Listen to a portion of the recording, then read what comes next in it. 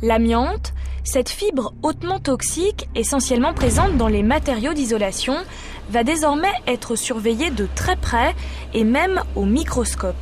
Ce matériau est constitué de fibres qui se dispersent dans l'air et peuvent pénétrer dans l'organisme par les voies respiratoires. Les fibres se fixent alors à l'intérieur des poumons et peuvent provoquer à long terme des cancers pulmonaires ou un mésothéliome, le cancer de la plèvre. Les scientifiques ont longtemps cru que seules les fibres dites longues, qui étaient visibles à l'œil nu, étaient en cause.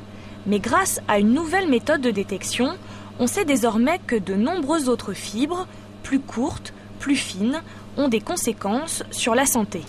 Pour détecter les fibres d'amiante, nous utilisions avant une technique optique qui permettait de voir des fibres sans savoir s'il s'agissait de fibres d'amiante ou d'autres fibres.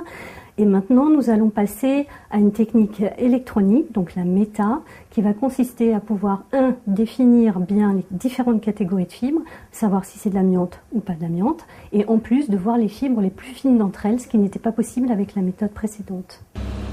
Avec cette nouvelle méthode, 80 chantiers ont été étudiés de près, 300 prélèvements ont été effectués.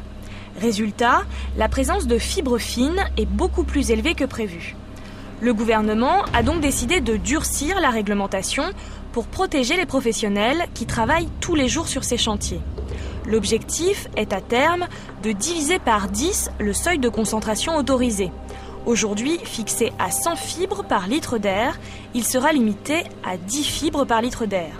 Un seuil beaucoup plus protecteur, car on estime qu'en dessous de ce niveau d'exposition, l'impact sur la santé serait négligeable.